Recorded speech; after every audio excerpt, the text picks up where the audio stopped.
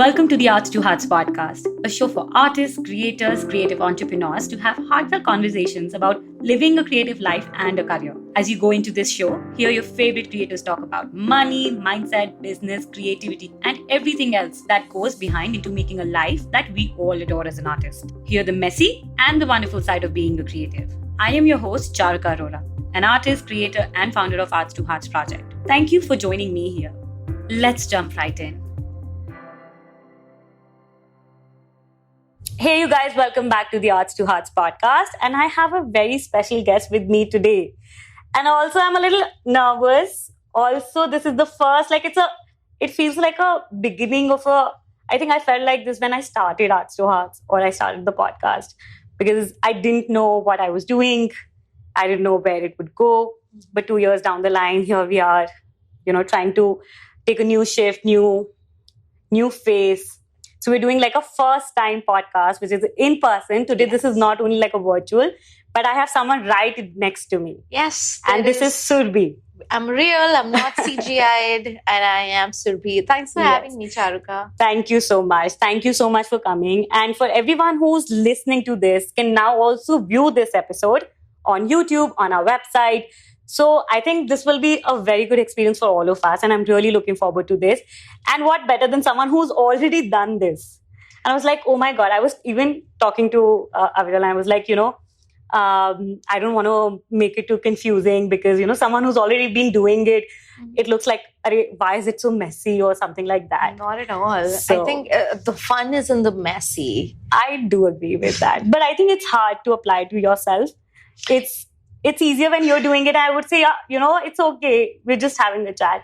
I honestly feel like when you look back at all of this, I think you will remember the process more than the destination. 100%. So even if it's like messy or like it's all over the place, it's the process that will stick with you than the goal. I mean, I personally do this because I feel like if I keep aiming for a goal, once I've achieved it, then there's nothing. Then I'm like, what do I do with my life now? Are you a perfectionist? Oh my God. Yes. I hate it. And I'm trying to recovering. I'm a recovering. I consider myself the same.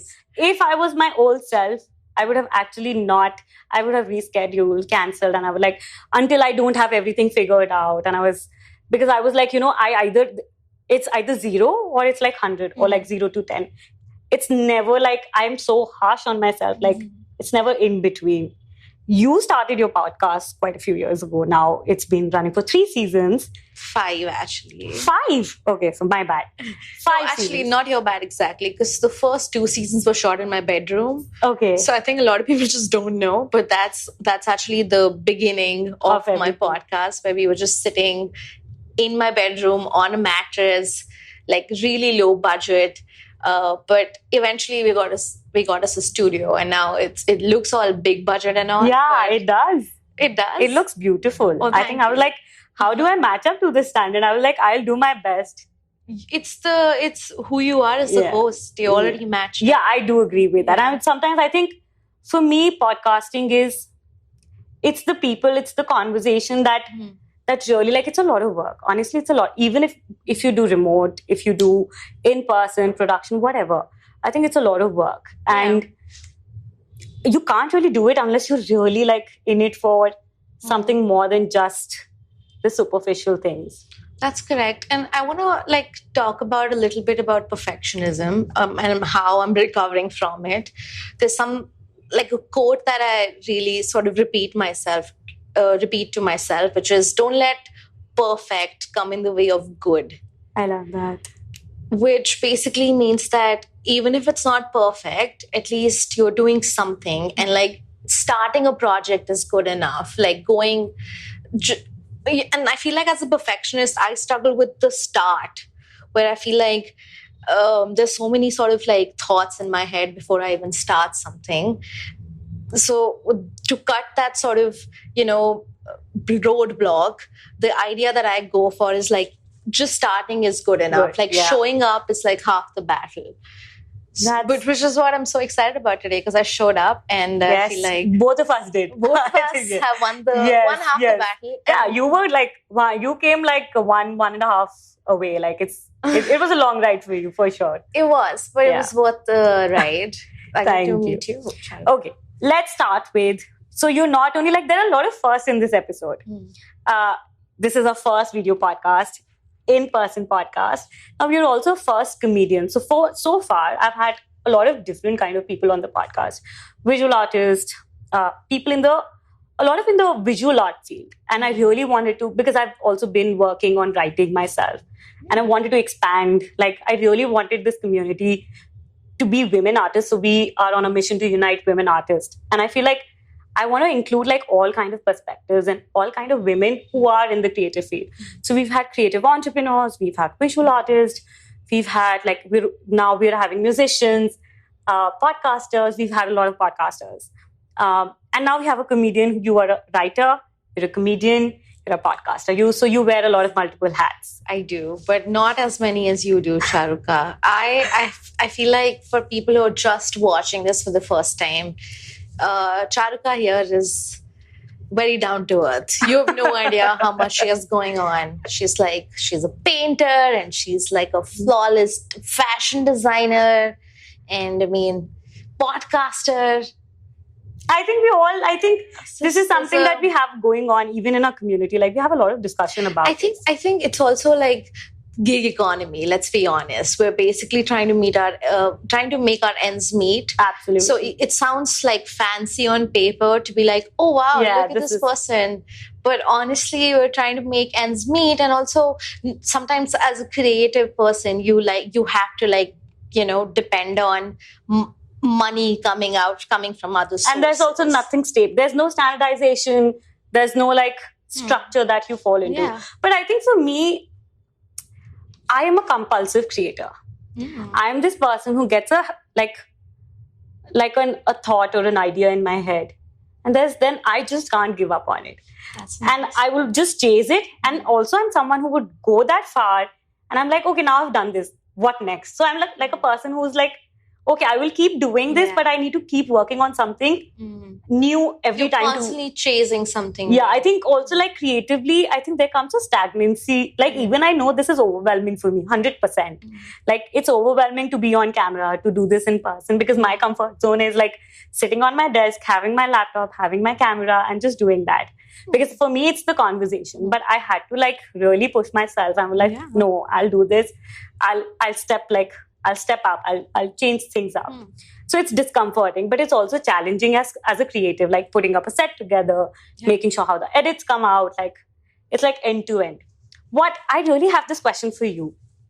So you started as a comedian? Yeah. I mean, started. Again. Did you think about being like a comedian? No, it was never like a career move. Like, oh my God, now I'm going to become a comedian. Let's make that my career now. It was always like something I did on the side. And then eventually I got a big sort of a stage to promote myself and other female comedians. It was a show called Queens of Comedy. Yes. So that was sort of like the launch pad for like a lot of the female comedians in the industry. But if I look back now, I feel like everybody sort of diverged into something apart from stand-up comedy. There are like people writing screenplays, there's people podcasting, there's people doing live shows. So there's like a mixed batch of like, comedians who are like pure stand-up comedians. They don't do anything else. And there's also like people like comedians who use their like writing skills like on shows and, movies. So I think for all of us, it's never been like a career move because honestly, just being a stand-up comedian in India, it's hard to sustain yourself with that amount of earnings that you make. Yes. And I don't know if this happens to you, but I feel like if I do something for fun and it's also the source of my income, it takes away. Yeah. Then I'm like, is it fun anymore? Yeah. So I feel like I realized over time that I was doing stand-up comedy, but it wasn't very fulfilling. I feel like I was just doing it because I felt like everybody around me, like all the contestants, were supposed to get back in the scene and perform and like, gather eyeballs. And I was doing it only because that was what was told to us, not because I really sort of felt like this excitement of like, oh, let me just go and perform today. Because I realized that this is not sustaining me. Because I moved from Delhi to Bombay. Yeah.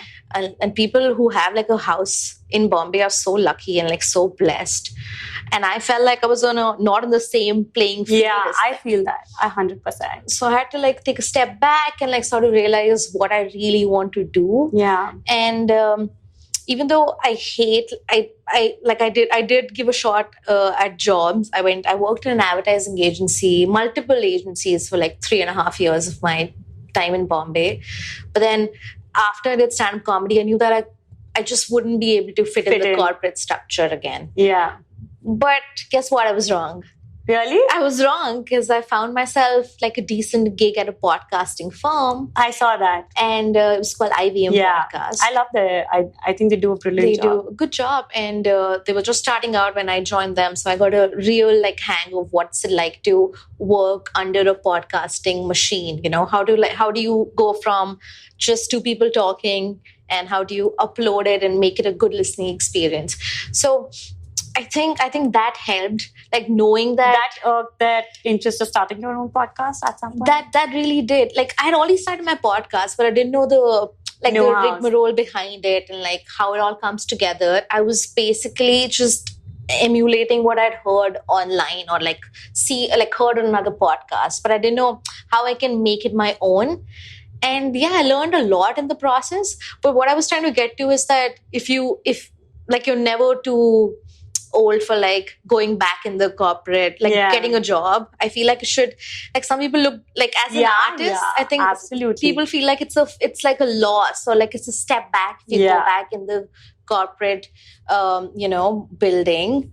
But honestly, if it helps you sustain yourself, pay your bills, and you can still follow your passion, go for it. Absolutely. I think I don't know. I mean, I'm really interested in looking and hearing what you have to say when it comes to how things work as a comedian, because this, of course, it's another creative field, but it also, I'm sure it would have very different dynamics when it comes to, how it works. Like, especially for visual arts, I know myself, I've been a creator, a visual artist for past 10 years. And so this was the past 10 years. I have been like a creator for the past 10 years and I've created in a lot of different forms. What also felt very consistent to me as someone, I grew up in a small town, which I'm very proud and happy about. But also everything comes with a pro and a con. Mm-hmm. For me, something was that, I didn't know, like you said, starting over in a new city, new country, all of this is very difficult. You have no contacts. You have no social structure. You don't even have support structures to make things possible, which feels like it's not like comparing two things, but also like if I were to do something like this in my own city, things would have been way easier 100%. When you're like somewhere else and also covering rents, paying cost, all of this. Yeah. But for me, I think one of the major things was that I felt like the lack of community, also a lack of structure. Like you don't know what to do next. There isn't a template, there isn't a manual for like women entrepreneurs to do what like they want to do. And which is why there's a lot of like, everybody is trying to like hustle and get that like dollar. But I feel like there's still, you can clearly see the disparity of like women entrepreneurs. 100%. Men. And also, I think when I think about it, I also face the same discomforts as you do. And like as most women entrepreneurs do, which is we fail to sort of ask for what we want. And that's that's a big one. It's like a genuinely there's been research done on this where like men are just more likely to have conversations about, a salary increase or like give me a bonus or like just getting a vacation. And women are just so scared to ask for what they deserve. Like men will have like ridiculous ideas and they'll be like, I want this much money and I'll do it Yes. for this much money. And like we might, and like for a lot of women entrepreneurs, especially if they're just starting out, there's a lot of self-doubt. Yeah. And you don't know if you're even worth this much money. Yeah. So, and also I think it's conditioning. I read this. All it's just conditioning. I read the hair kind. I read this somewhere, which was like, and it really like, first it didn't really make me feel better. But then I was like, you know what? This guy's making sense. Because he was like, I don't remember the name, that he was like, there's a reason why a lot of men succeed more than women. And he went on to say, like, you know, while men are growing up, they are always like, they're habituated to like putting themselves out there. Like, you know, you ask to go on a date and you get rejected. You ask to do something and like, their conditioning is such a way that being rejected is not a big thing. It doesn't like hurt them as much. And like they've been doing it since they were very young. Versus women, not in all spaces have had the same conditioning. I think a lot of things have changed today, but not everywhere yet. Totally. And I feel like even in the non-career sort of zone, have you heard of this term called rejection sensitivity? Yes. So this is something I've been reading up about, and more women suffer from this than men.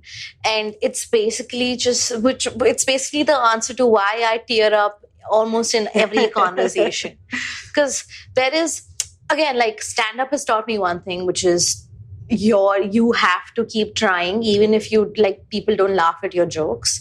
And then the rush of it is to like come back with a better joke. So it does make you a little like thick-skinned towards rejection, but you can't deny that it doesn't hurt. It doesn't hurt. Like it does. Because, you know, like just like a day-to-day example would be brands approach you and like multiple brands approach you in a month, but like nothing, you keep following up and sort of nothing turns out to be in the right direction. And then you feel like, where did you go wrong? When actually it's just not you. It's not you. You're so like, because the industry is like starting out and like you're so replaceable, like people would rather go for someone cheaper than like get a talent on board. So you have to like tell yourself all of these things, but there is a part of me that does hurt when I'm like, but why? Why did this not work out? So rejection obviously like makes us like, you know, sulk a little bit, and then it takes a while for us to bounce back. When compared to like maybe like a man going through a rejection in his work field, I think it sort of like takes them lesser time to bounce back. Or maybe they're even like men who just like, they're not worried about rejection. That makes sense. As you said earlier, because they've been rejected a lot. I think for me, I think something that I have personally felt, and I keep talking to myself, like, okay, in the beginning of my career, or even just not career, I think personal relationships also, like I'm a highly sensitive person. I'm an empath, and like I take things really like to my heart. And honestly, it's a superpower. That's what my partner keeps saying. And I'm like, please don't put icing on this. Exactly. I mean, I'm saying these words, but do I believe in them? I don't. I've read enough stuff about like how empathy is what we need. And people who don't have empathy are the people who like don't know how to live a fulfilling life. They're just like in their own worlds. But wow, man, it sucks to like always like, it's a heavy, like it's a baggage that you carry with your like yourself, even when you feel like you are like it's not your problem, but yet I can't, like, you can't help yourself from making it a problem. Because, and also I think I go deeper in these leagues. I even today I was pulling a card, so I love like pulling cards. So I love Oracle cards. I don't know if you've heard of Rebecca Campbell. I want you to pull a card for me. I don't have it right now, so I have it in the home, like at home. So I'll send you, like, So this is very popular, like our community, like, and that's what I really love. And I absolutely love what I do is because of this. So when I was doing this for the past a lot of years, so like when you're figuring things out, you don't know. And you think, okay, when you look at people, I think this is something that I learned in my career. When you look at people, you think like, oh, this is a fancy studio, or this will be like, you know, you have a perception of how things look like. but that's certainly like it's not like, think it's not the whole picture. Yeah. Also, like when I started I started as a designer, and I was like, okay, this is what I want to be. When I did my own business in fashion, 1.5 years down the line, I was like, I can't do this. I want to do something with my hands, and I don't want to build a business that I just become someone who's managing it and looking after factories or like people or I still want to be a creator at heart, and I want to do something that really creates. So I decided I wanted to be an artist. I had no clue. Absolutely. So I'd always been painting and like creating, but I never considered this something like you said, as a comedy. Like these are passive skills that we build. Like when I grew up, like I said, I have a brother who's like, we're of the same age, and it's like boys are athletic and girls are like crafty and creative, and I felt crying in the corner. Yeah, and sensitive. And I really am not comfortable with that word, because I think with the past 2 years, I felt like I really struggled with my mom's passing, and I think everything has bottled down. Like it feels so personal. Everything is very accentuated. But so it kind of becomes like more of a baggage at some point when things like that happen in your life. But otherwise also, I felt like you don't know how things are happening, and you figure things out. And all these years, I was like, okay, I need to be here to do this. I need to do this. Or like, I can only be an artist. This is something that we really talk about on the podcast, in the community. Like a lot of people who come in the creative field, they come with this perception, okay, if you're a comedian, you will make your life everything like as a comedian. Because I will see you on stage, I see you on TV, and I'm thinking, oh, this person does this all her life, all her time, and that's why she's successful. But that's not true, because we all know that there are so many layers to being a creative. And that we, as a creator, I think it's a superpower. Like, why would you restrict yourself? Of course, unless you really feel called to. Okay, you want to do this. And then you create, if you don't feel creating multiple ways. My question is, how has your, like, I know when I started podcasting, or even before that, I always had this like, am I being, am I deviating? Am I cheating on my passion? Or like, am I doing this like, only of course I made sense of things and I realized. But did you have that moment at any point where you felt like? I feel like when I started podcasting, it was almost like the end of the road for me, where like I had nothing sort of going on for me. Or like, I remember this clearly, I'd just gone out of a job. And I wanted a job in Bombay, but like I hadn't gotten it yet. So I was doing the resume building, and I was doing the interviews. And again, like it just felt like there was such a huge time between like me getting a job and me starting, that I felt like I had nothing going on for me. And like a friend sort of like came up to me one time, and we were discussing what new videos we could make. And this sort of randomly came up of like, oh, you know what? I would love like a service that would overthink your problems for you, because I'm so tired of overthinking my own problems. And then I thought, why not make a podcast out of it? Because overthinking is a group sport. I'll have a friend over, and we can talk about other people's problems. So you can forget your own problems in a way, and other people's problems are also overthought. So it was kind of like a public service. I saw that in one of your interviews. But when I started podcasting, it didn't feel like I was deviating. I mean, it definitely felt like something that would like require me to be more creative and like more generally just like my mind space I was really excited about it. I feel like it's the people I surrounded myself with at that point, like where none of it felt like, oh, now I'm doing a new thing, so I'm nervous. It was more like nerves, but of like excitement. It's like, you know what, I'm going to do something, and it's going to be out in like a couple of days, and I'll be involved in the process of editing it and like sitting down to like write questions, make a little poster. So I was all deck, like all excited. Hands on deck. So I think the process of it was so engaging that I never felt like, oh, I'm deviating from what I was supposed to do.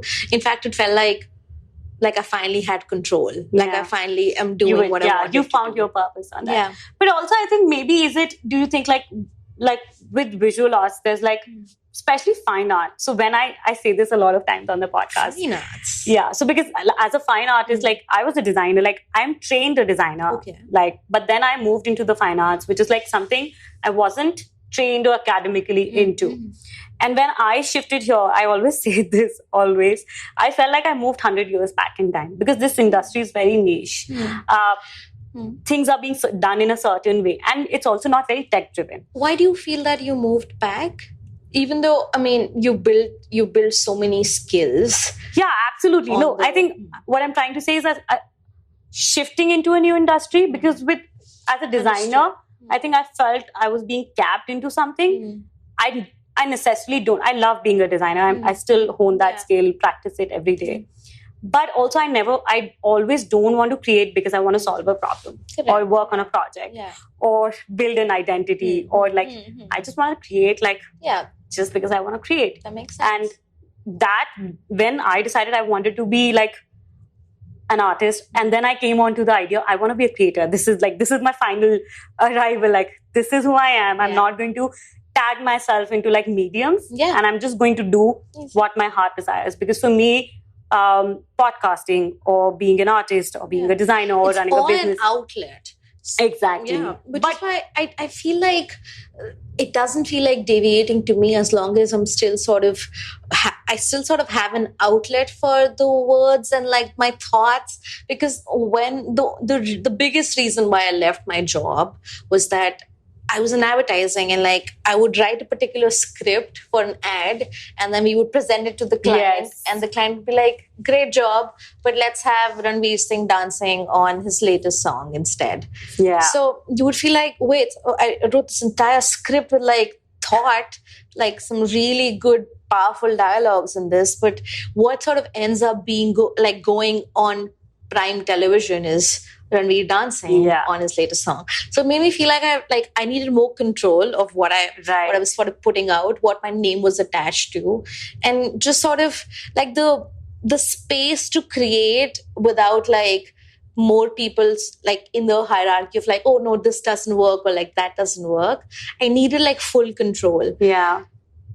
So pretty much that was the reason why I like discontinued my job because I felt like everything I do will like the baby that is mine will be altered and like so many changes will happen, so many feedback rounds, and what you see eventually is not at all what you want. I think this is something, I don't know, this is a very popular meme, especially on the internet with designers, and I used to absolutely hate this when I was like working for clients. I no longer work for clients, and I really love that because I want to have that privilege in my life that I don't want to create for someone because then it's their idea. You want to have that. You can honestly, again, I feel like there's still like room to do other people's work and like to bring sort of your own ideas to it, but then the team has to be receptive for your ideas. And I think it's more like, I think what's changed is I love collaborations now. Yeah. It's like you find synergies, you find alignment, and then you work with someone. Exactly. Instead of working on someone else's, which is okay. I think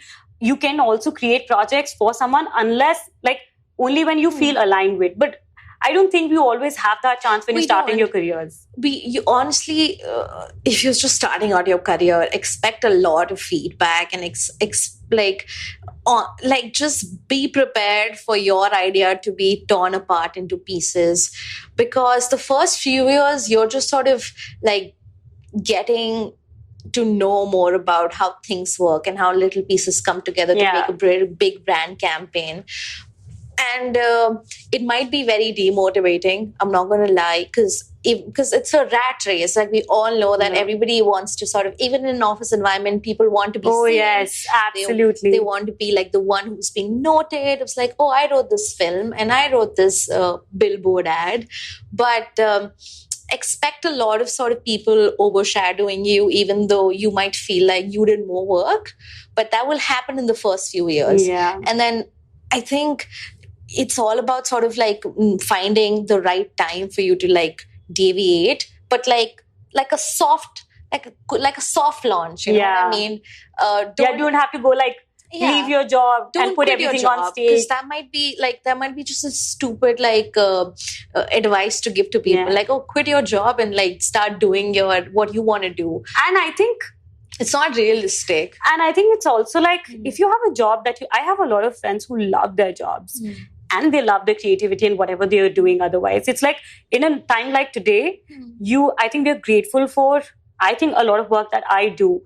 I'm very grateful that I have this resource that's taking care of a lot of my bills. And this is something that may not, but I'm creating because I really love it. And I'm grateful for this. Like, it's this gratitude. Charika, but you have to like realize that you and I we clearly come from privilege. Yeah, so absolutely. There is a lot of sort of like relief in knowing that you will never be out on the streets. And a lot of times, like people way more creative than me are stuck in a bad job because they don't have that kind of, cushion to support them. And which is why I feel like even companies, what they need to do is sort of invest in their own talent in a way where like people don't feel like they're stuck in a job because they don't have the finances to do anything else. But the owner of the company or the agency people should sort of like scout talent that's more than just like, a 9-to-5 person and invest in them and like maybe present their work to bigger clients. I mean, that's the least you can do because everybody, like even your intern wants to be seen. Like, everybody who's doing their job is coming and like they're trying to do a good job. But if they go unnoticed, eventually they'll be like, fine, I guess I'll just sit in my laptop. Yeah. So, I think also this is like the changing work that everybody wants to be recognized. And I think in today's time, there's a lot of identity. Like I think there was a limiting belief. So much to the table. I mean, personally, my podcast producer is way younger than I am. She is 21. Wow. But I feel like there's so much I can learn from her. Yeah. She gets me like a real like grip of what's happening in the Gen Z audience. Like what are they up to? And some of the ideas, like she's so thrifty and like she's so quick. And I'm like, I wish I had these skills, but I know that I don't, which is why like I love that I have someone, even though they're not like, I mean, the same age as I am, but they're so much more smarter in like other ways. I think it's also like, as you grow older, you come to terms with who you are, what works for you, what doesn't work for you. Like I think when I started in the industry, I felt like I had to put up this facade, let's say. Yeah. Or you have to behave in a certain way. Or you because need to... of your peers and how they will look at you. Also, like, everybody wants to move forward. Or like... And also, I think... And I'm going to ask this question to you. I came from a small town to a bigger city.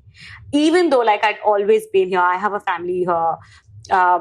But even then, like, starting off and on your own identity. And something about small towns is that you're very, like... you grow up in a very warmth driven and like everybody knows everybody. And you still feel very safe. And when you come out in a bigger city where nobody knows nobody and you are nobody, and I think that really like got into me. Like I felt like I didn't feel safe and I felt like I had to map my way out. And of course, like as any other creative, I wasn't doing a job. I knew I was never cut out for it. And I always had this desire that I wanted to create something of my own. But then I realized, okay, this was taxing me, burning me out. And with the pandemic, How did you have that realization? I think one thing that I feel is because even when you feel like you're doing a lot of things, but actually you're not, like nothing's moving. Yes. Also, I think nothing moves. Like I have grown, I say this, I've grown the most in the past 2 or 3 years in my career. Right from my bed, all while I suffered the biggest loss of my life. I really didn't like move out of my house at all. I really was at a comfort in the sense that I'm an introvert in the sense, apart from my work, it's intimidating for me to reach out to people. You like your own space, and unless like asked to like come out, you would rather like stay there. Back.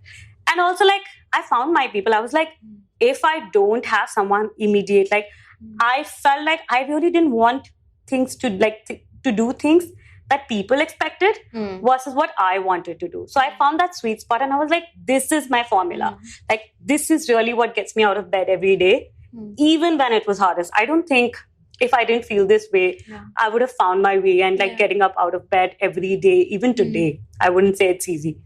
Do you, so what's the card you pulled out for yourself? Oh yeah, the morning card. So I do this like, it's a very popular, she's a very popular artist called Rebecca Campbell. So she has these 3 sets of, it's called, I Have the Light in You. I love that deck. So it's like oracle cards. So you pull a card and there's... You spread it out. Yeah. And you pull one card. So there are different ways. You can have 1, 2, 3, 5.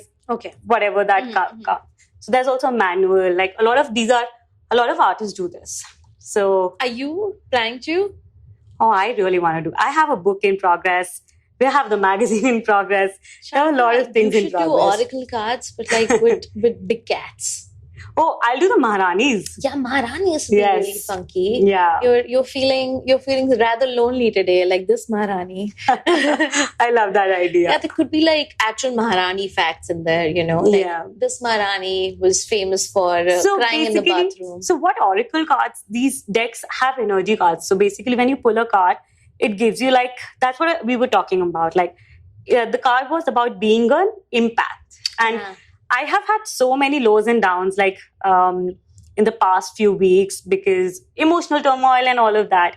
And I felt like, oh my God, being such a sensitive person has become like a more it's like a chore. Yeah, it's like, wow, I'm having a sad day yet again. Yeah, it really feels like not like it's honestly the days which go like smoothly. I'm like, something feels off. Yeah, why haven't I cried in the last 2 hours? And honestly, crying makes me feel the best. Honestly, I think carrying that baggage is... I have a podcast that's called The Overthinking. Yeah. And recently I was sort of on an article that talked about why people tend to overthink. And there's like research based on if you grow up in like a strict household and if you have extra strict parents, then then there is a chance that you'll become somebody who tends to overthink more. And I'm like, what? This is what's been happening. Yeah. So I think as creative people, we're all like, we have to go under the skin. Under the skin of what? Yeah, like I think, I'm a person. Why I started podcasting is because I would be that person in a room, even when I was shy. Sometimes I didn't have the courage to ask questions, but my head, I had a million questions. Correct. Why are you here? Correct. Why are you doing what you're doing? Like, I mean, that's what overthinking is. You sort of like overanalyze the things that you could have said, but you didn't. Yes. And, you sort of like figure out the multiple ways of like exiting a situation. And honestly, again, it feels like a burden. Overthinking is not fun. I'm sorry that it is a terrible problem that I have, and I'm definitely working on it, but a lot of people suffer from this. So again, the idea of my podcast was to sort of make it a less lonely activity. When you're lying in bed at 3 a.m. scrolling on your Instagram, and that like your mind is full of like so many thoughts, but you can't really like tell what is it that's bothering you. It's at that moment where like I want to tell you that we're all in this together, and like what you're going through, we're probably gone through it before, or like going through it right now. Yeah, sometimes we think, oh, it's only happening to me. Otherwise, it's like, I think that's the power of communities today. It is, you're right. It really feels like we've sort of developed a community that together feels less ashamed about their like and it's emotions. Not only you. Even we have to go through ourselves, like put ourselves through this. Let's do it together. Like, why do I have to soil in my thoughts all by myself and think like, oh, why is this happening to me? No. You need someone. You need an outlet. I mean, I think it's really hard if you're just on your own and you're just like rewinding. Because you can't like think your way out of a problem. Also, being a creative is in itself a lot of solitude. It is. I hate it though. Like since the pandemic, I love solitude, but like I want to choose it myself. I don't want to be like imposed. I get that. Yeah. because I know what it does to me, which is why I'm always like, I'm still considering if I should get a roommate, like a flatmate, or should I be by myself? Because even though I love my space so much, but I also know that having another person around and like just sort of brings like, okay, I'm a human being, I'm real, there's another human being in front of me. Has that also happened because of COVID, post-COVID? 100%. COVID was really like, that was when I sort of hit like my first depressive episode, because I was alone for like 3 months and I honestly forgot what's it like to like talk to another human being.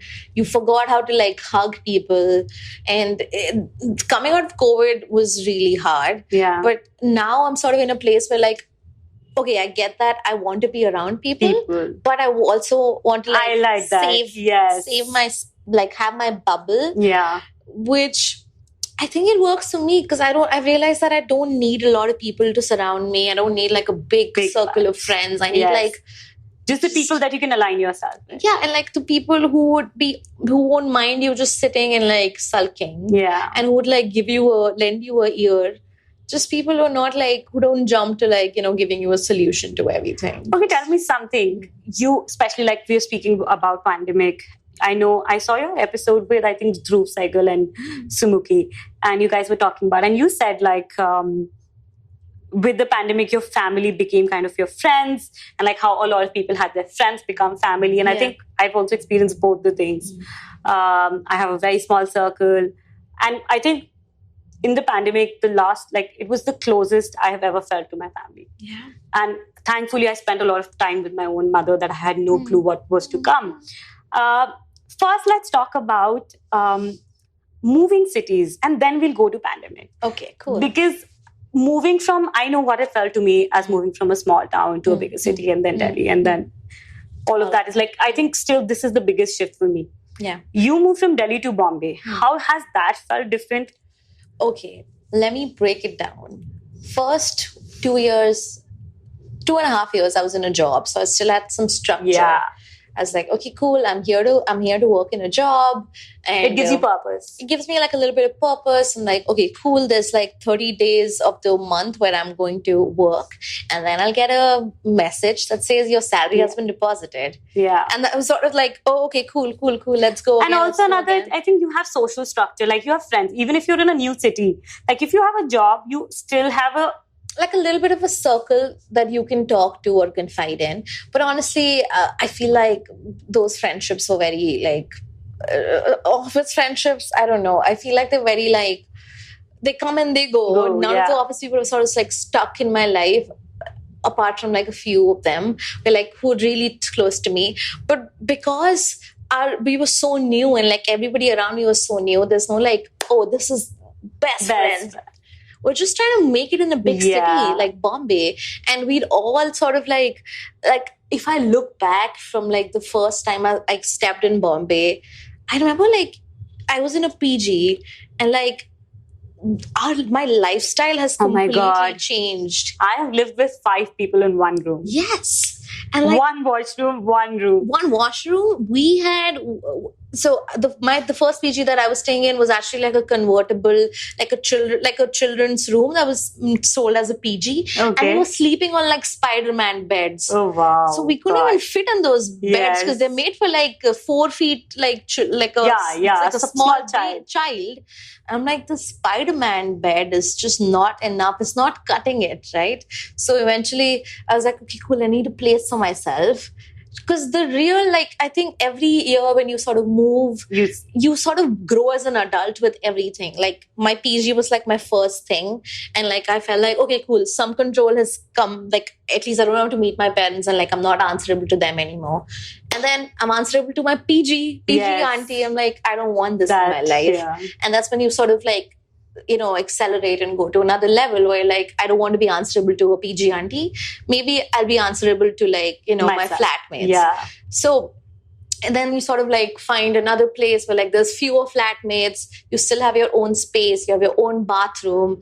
And now those things have become very like you need that. Like for me personally, I wish that I was the same person I was 5 years ago, but I'm not. Yeah, because I think even I keep saying this, like, if I look at if someone asked me if I had to do that all over again, I don't know if I can. I could do it, but like really with a heavy heart, honestly, 100% honest. I would cry. Yeah. And I mean, honestly, I can't. Yeah, I think because like when and I'm sure it must be the same for you, when I came here, I was too young.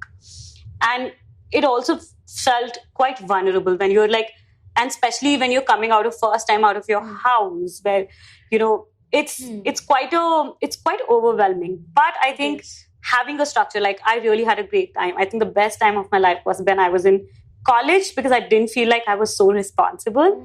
Or like, even we didn't go to fancy parties or like stuff like that. No fancy parties. I remember my first college days was like when we went out to drink, it'd be like one vodka shot and we were coming back home. And that's it. And that would like feel it. Yeah. What? And for Delhi, like it's my bar or like parks. Like so many of us, like we would like go to like all my friends were like outstation people, a lot of them. Yeah. Even today, I think there's this thread that keeps on going.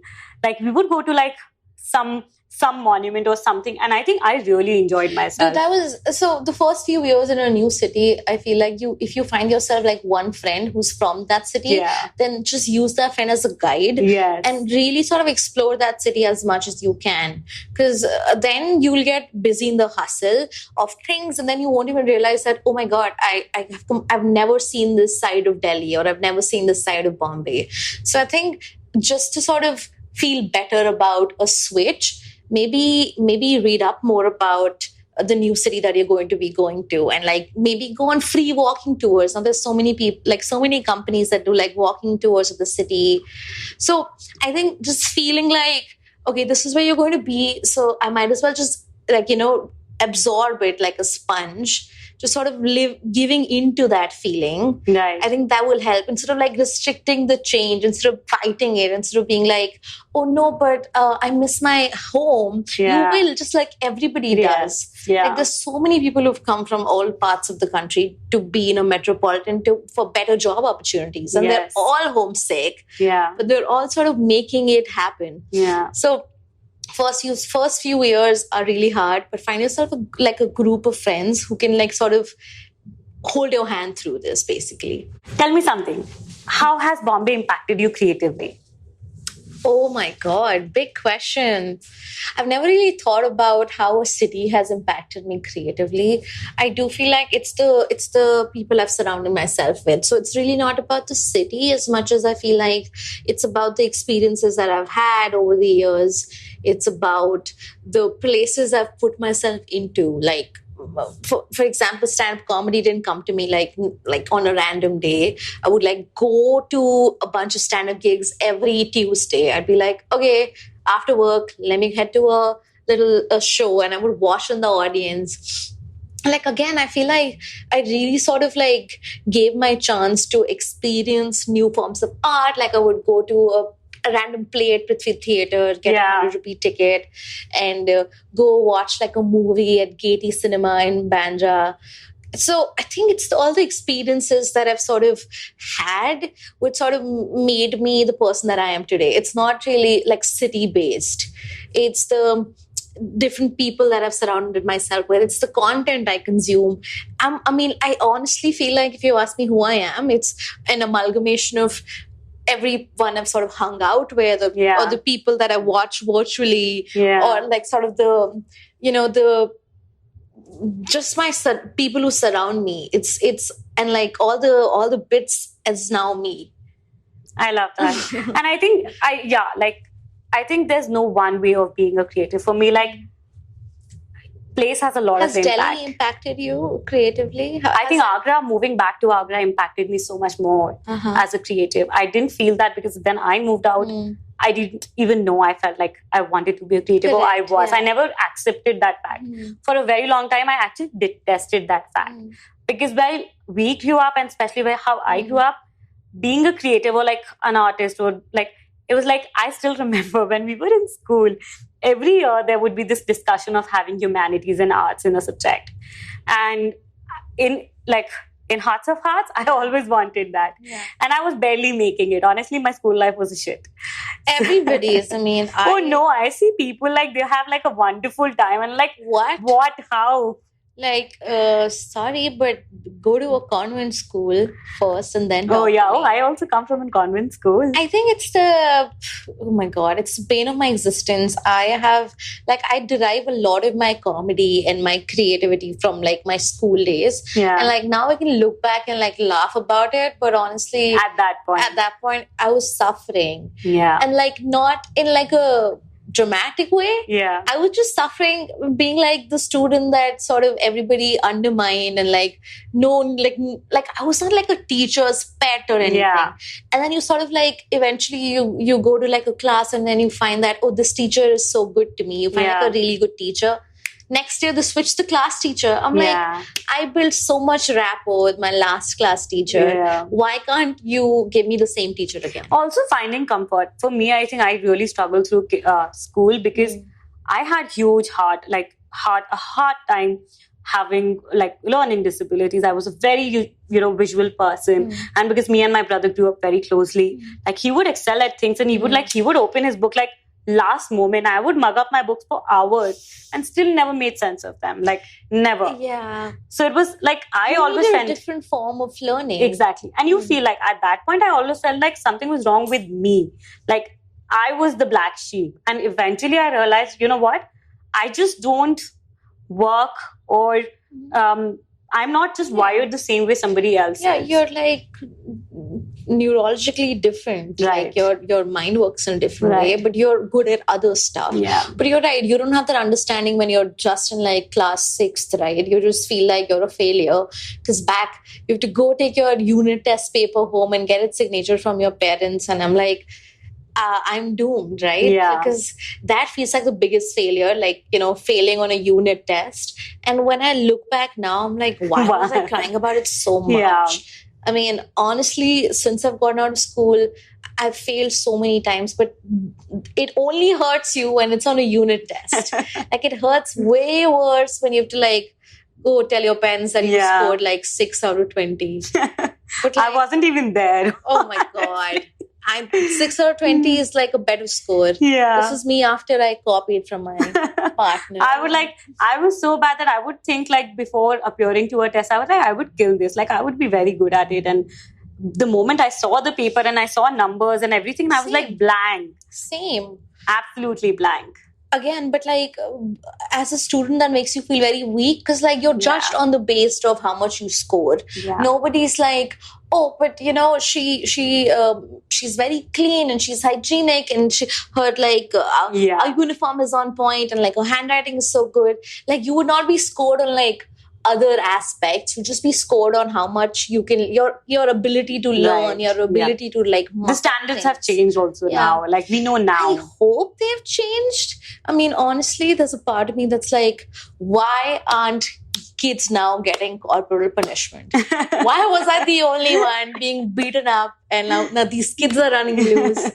No, I don't. I think I see younger people. I have nieces and nephews now, and I think they're growing up so much more differently. My sister is a parent. My brother is a parent. Like I have so many kids in the house now, and I see how parenting is so different now. And are they iPad kids? Oh, my youngest nephew is like, he's not like, he just turned 1, and he was like he would. So there's Coco Melon, which is very popular here. I don't know if So he would sleep, and if there was a sound any part of the room, he would wake up from sleep, and he was not even like months old. Like he was so upset, and that is like a part of growing up for children today. It is. I feel like, of course, they're like they're growing in a different generation, and like people are born with like phones in their hands. The first thing you do is like, I mean, I see so many mothers who like are young mothers and like they just leave their kids with an iPad. And I'm also thinking about like how hard it is to raise a kid because they're working like 2 jobs and they also have a baby and they want that baby to be like, entertained and not like bored. Yeah. it's honestly, it seems like a hard It definitely battle. is. I'm seeing it up close, and it definitely is. Like Definitely. the responsibility of having like somebody, because the first few years as a kid is when your sort of brain develops, right? And I don't know if Coco Melon is doing any harm, but I hope it's not. Yeah. I hope it's not. Okay, tell me something. Where is your heart taking you now? Like you were. I think like my question is, and I feel like I want to dig in the surface. Like, I love this question. Where's my heart taking me? You're like, you've been podcasting, you're a comedian, you've been writing. Do you see yourself creating in any other medium that's like calling you now creatively? What's that? And what's something like, where is your heart going creatively now? That's a good question. I have actually, I feel like I'm in a place mentally where like I feel like I have enough sort of people in my team, and I have built sort of connections over my last 5 years in podcasting where I feel like I can now sort of start my own network. Wow. Honestly, nobody needs another network, but you need my network because it's only women in podcasting. I love that. This is a women's only podcast. So I love that. We love, like, I think, again, and we think that we don't need, but if you were to ask me, I'm like, do it now. 100%. Now. It's a need of the hour because I have been thinking about it for a while. There's a bunch of networks in and around India, and like I mean, India is still sort of like a growing podcast, podcast audience. But like out there in the US, there's a bunch of networks, and there's something that I've like seen in all the networks is the sort of discrepancy in women hosts and like men hosts. So 20% of the podcasts currently are hosted by women, only 20%, and they're also mostly co-hosted. There's no. It's like not like a woman centric, like a woman is on the mic and she's talking to like a group. And I think it makes a lot of difference because I feel like a lot of people ask why we started or why I have like a women's only community or a platform. Or I ask them why not.